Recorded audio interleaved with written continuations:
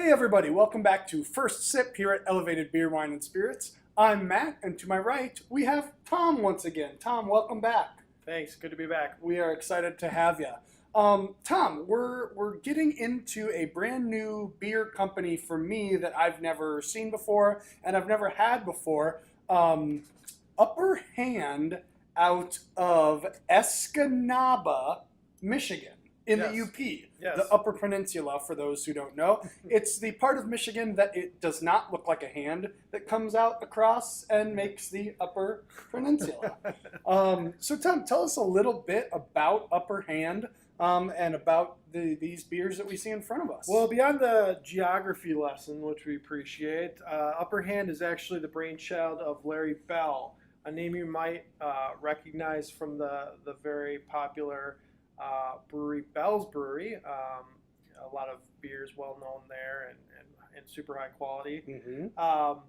Upper Hand is their idea of putting a brewery into a kind of a place and Mhm. kind of understanding a certain sensibility. So there's a certain kind of Northwood sensibility to Okay. this brand, but it's backed by kind of the Bell's quality. So Okay. you find that there's a little bit different as far as the styles and kind of packaging and branding here. But you have a good quality beer coming from a very small brewery in neck of the woods, similar to Minnesota. Yeah, yeah. And as I'm looking just at the branding, you can tell that they are very focused on the geography around them and the life around them. There's some very Northwoods looking sorts of pictures on their beer. That does admittedly get me excited to drink the beers. We're going to have two different ones today, but before that, tell us about the two that we're not going to have. We've got Upper Hand Lager and UPA. So something a little bit lighter in the lager. You're going to have a crisp, straightforward, easy drinking beer,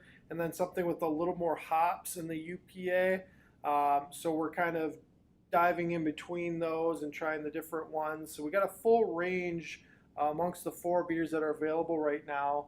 Then we'll eventually have seasonals from Upper Hand as well. Very cool. But we'll try out kind of the two in between there. Nice. Yeah, so let's go ahead and jump in with Upper Ale. Tom, tell us about it. So session pale ale, we see a lot of kind of IPAs being called session when they bring down the alcohol level, but still kind of up the hops. So you get that IPA hops flavor, but not the alcohol. This is a pale ale clocking in at 4%, so it's even going to be a little bit more manageable than some of those session IPAs.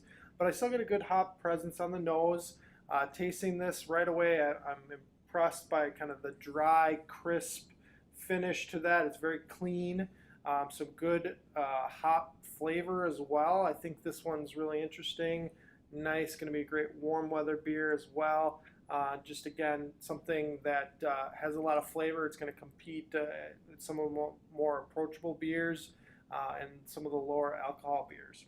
Yeah, Tom, as I'm getting my first look, my first smell, and my first sip of this, definitely getting some of those tropical fruit aromas that we talk about a lot with some of these IPAs specifically, but in this pale ale, they're really shining through. And as I'm getting my first sip of it, those flavors come through as well. Some nice hoppiness without being over the top bitter. And those flavors are allowed to really shine through because there's not too much malt flavor in this at all. That really those hop flavors are the star of the show, it seems like. Not, very crisp, clean finish, not a ton of bitterness there, so you definitely get that hop flavor. A little bit of oats in the malt here kind of rounds out that mouthfeel and kind of lends itself to that flavor. Yeah. So I think that's working really well. It's nice and crisp. It's really going to be a good beer for us. Yeah, these are really nice sessionable beers at 4.0. I could definitely spend a session with Upper Ale. So moving on, we've got Escanaba Black Beer. Tom, tell us about it. With a black beer, you're going to be focused on the malt, whereas the previous one was a little more about the hops. This is definitely about those roasted, toasted notes.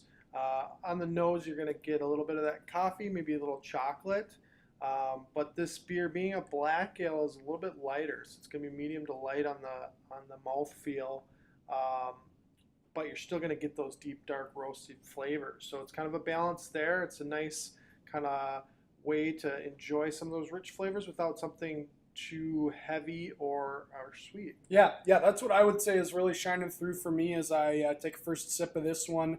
Again, those really nice roasted, toasted malt flavors. A lot of the stuff that you're looking for in dark beers, those, like you said, the chocolate notes, the toasted notes, the little bit of caramel notes that are really nice, but it's not as thick-bodied as a lot of dark beers are.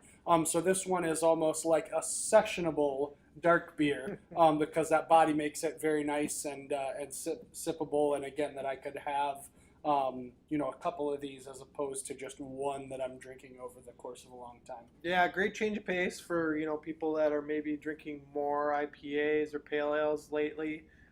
You want to kind of just mix it up a little bit, get something a little more malt forward, but still easy to drink. I could see this being a good option for that. Absolutely.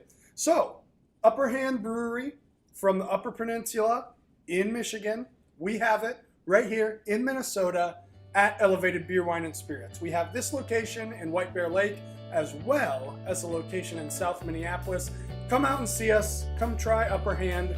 Thanks for joining us today on First Sip. Cheers. Cheers.